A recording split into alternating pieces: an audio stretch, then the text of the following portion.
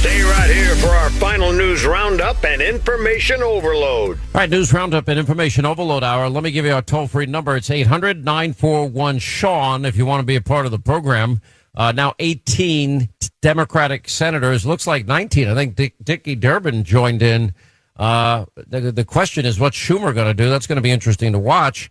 The one person that has said, no, we believe in the presumption of innocence, and we also believe that the DOJ has been weaponized, is Senator Tom Cotton. He actually tweeted out that the charges against Menendez are serious. They're troubling. At the same time, the Department of Justice has a troubling record of failure, corruption, in cases against public figures. And he pointed out, rightly so, the case of Ted Stevens. By the time, he was exonerated, he was already out of the Senate. Or what happened to Bob McDonald, 11 convictions, and lo and behold, all of those convictions vacated in a unanimous verdict before the U.S. Supreme Court. Pretty amazing. This is Menendez defending himself. I recognize this will be the biggest fight yet, but as I have stated throughout this whole process, I firmly believe that when all the facts are presented, not only will I be exonerated, but I still will be the New Jersey's senior senator.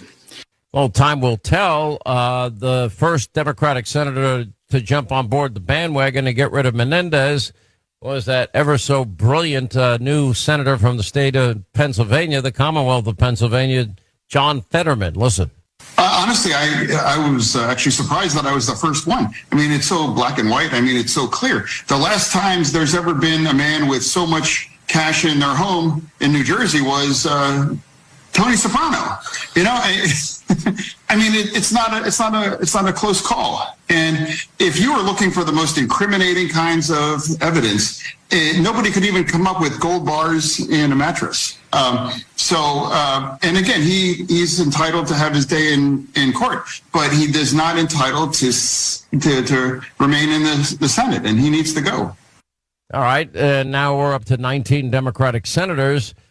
Anyway, here to give a different view is the only person I think up to this point that has come out publicly to defend him, and that's Senator Tom Cotton from the great state of Arkansas. Senator, great to have you back, sir. How are you? I'm doing well, Sean. Thanks for having me back to have this important conversation about due process and the rule of law. As you said up front, I stated yesterday, these are serious and troubling allegations about Bob Menendez. And if he is convicted by a jury of his peers and that conviction is upheld by a court of appeals, the book should be thrown at him. As you know, I'm staunchly opposed to so-called criminal justice reform that is really just masquerading as criminal leniency.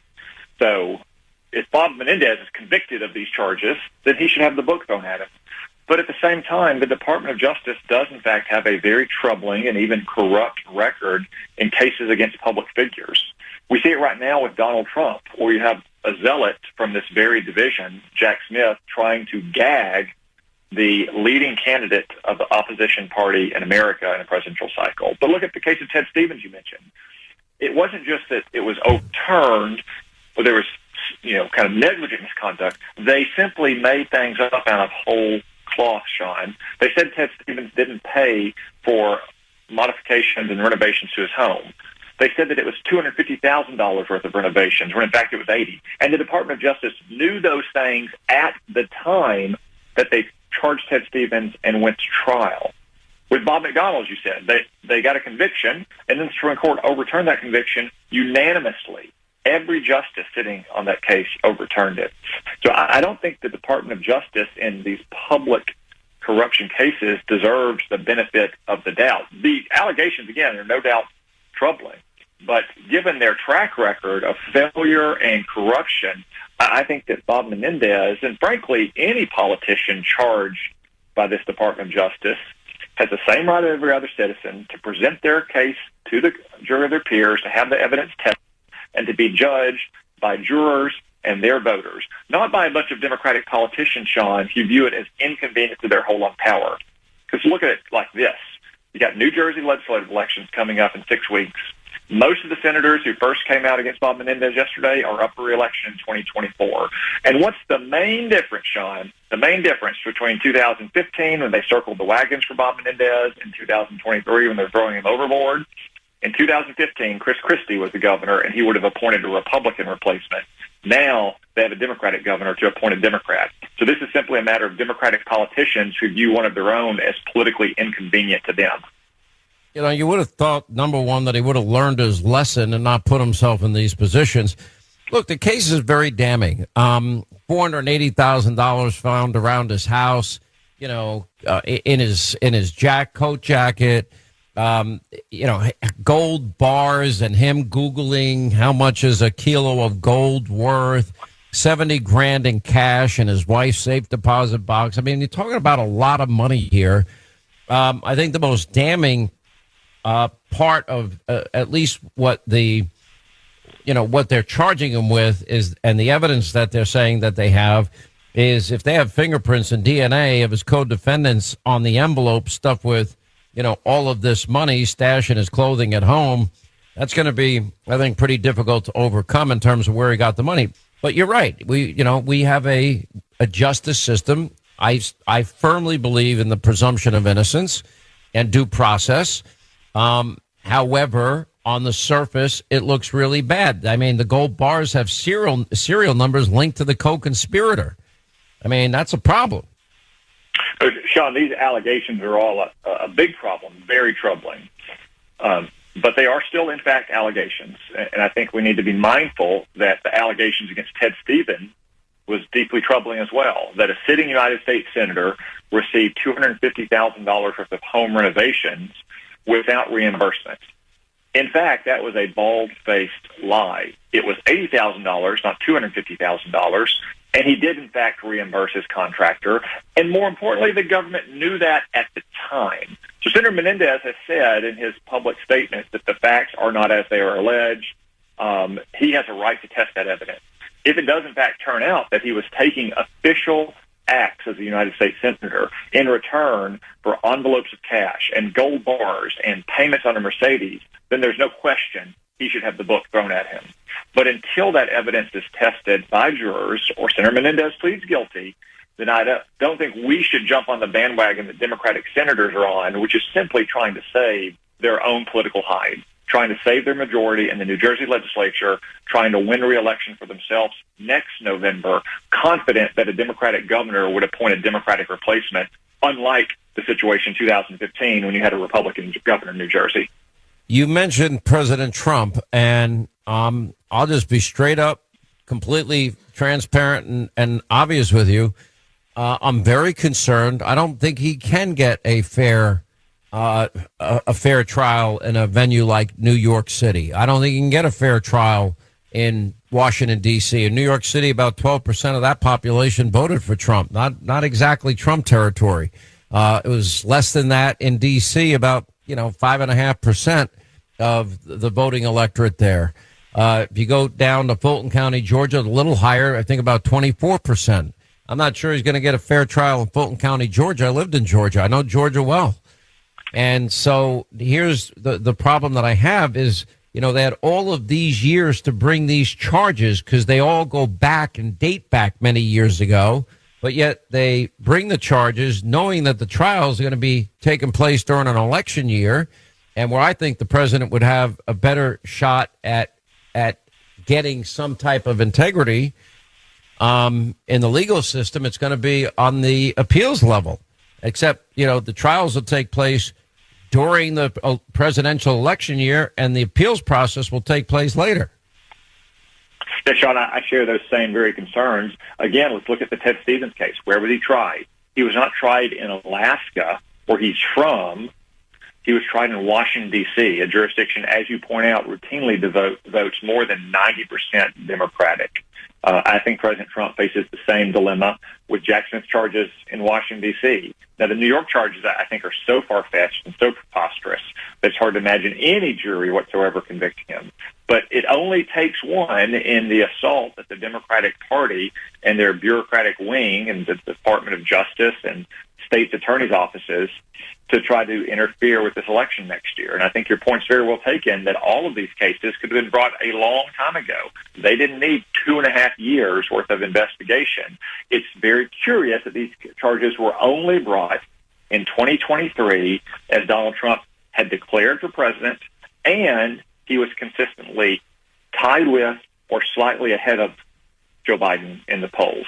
I think that there's a reason why these cases happen in 2023 and not in 2021. And Sean, also look at what else is happening. You've got Democrats now suing states to try to get Donald Trump kicked off the ballot because he's somehow, committed rebellion or insurrection against the United States under the 14th Amendment.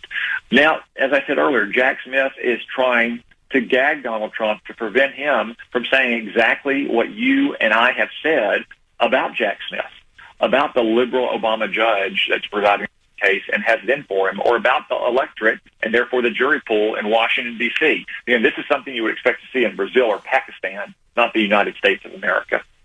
So the judge in the case in New York that just through summary judgment, decided that the Trump organization and Donald Trump lied to lenders, et cetera, about his valuations. The judge in this case actually put a real estate estimate on Mar-a-Lago at, $18 million. Let me tell you something, Senator. I know the price of real estate.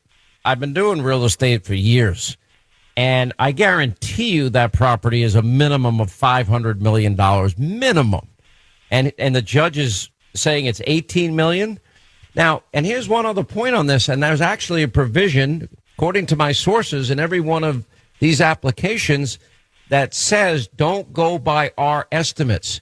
So every lending institution, they have their own fiduciary responsibility to do a proper valuation of a property that's being used as collateral before any loans are given out, regardless of what the applicant puts down. So their valuation is meritless to me, because the valuation that should matter is their own valuation, right? Yeah, I think that's the basic point, Sean. I think that the deeper point is that you have yet another judge who wants to get himself in the limelight and get a piece of Donald Trump and is issuing these far-fetched rulings that are detached from the facts or customary legal precedents. Again, it's just another example of how the left in America, whether it's elected Democrats, judges, prosecuting attorneys, bureaucrats, or what have you, will pull out all the stops to try to defeat Donald Trump because they are scared that he's going to defeat Joe Biden. I would suggest to them, as always, the best way to resolve these differences in our country is at the ballot box and in the political process, not weaponizing the law against their opposition party's leading candidate. All right, quick break. More with Senator Tom Cotton of the great state of Arkansas on the other side as we continue. Kick off the football action with... We continue now with Senator Tom Cotton of Arkansas, 800-941-SEAN. Our number, we'll get to your calls on the other side. Senator, what are your plans? What's the top of your agenda for, do you think we're going to have a government shutdown? Personally, I like if the House holds out and sticks to their 8% cut in spending after we just had $2 trillion added in this year alone under Joe Biden, new debt to the country, now at $33 trillion, a record. I want them to stand firm on spending. I want them to stand firm on securing our borders, which are an unmitigated disaster, costing this country billions and billions of dollars. But I think that your Senate colleagues are going to be probably the next big obstacle, not the Democrats, the Republicans in the Senate. Well, Sean, I can tell you a lot of Republican senators actually feel exactly like that. They don't want to have a shutdown. I don't think that's a productive thing if we can avoid it. But they also recognize that our border is in complete crisis. And, after Joe Biden tried to take a victory lap a few months ago for small declines in the number of border crossings, as you frequently see during that time of year, you now have record high numbers, and the chaos just continues to deepen. So there's widespread agreement among Republican senators and congressmen that we need to try to get real, meaningful border security measures passed, whether it's now or whether it's 45 days from now when these matters come to a head with full-year spending bills. But I would certainly welcome the House majority getting 218 votes for a bill to fund the government. Well, Mitch McConnell already signed off on the spending limits that I think are way too high. I think we need significant cuts. I think 8% is just the beginning. Well, Sean, I personally say that I'd be happy with more. Sometimes people talk about going back to the fiscal year of 2022. I got to say, I don't think that we're exactly living in austere times right before the pandemic in fiscal year 2019. Now, of course, I'm just one guy, but that's my position. That's my position on it. I opposed the debt ceiling deal earlier this year that set those limits in no small part because I was very worried about what it would do for our defense budget if we didn't have full year funding. But I personally would be willing to go much further. I'll take any kind of spending restraint I can get. We need every Republican senator to bring that message to Mitch McConnell and make it loud and make it clear. I really do. We love having you, Senator. Tom Cotton, great state of Arkansas. Appreciate you being with us, sir. Talk to you soon.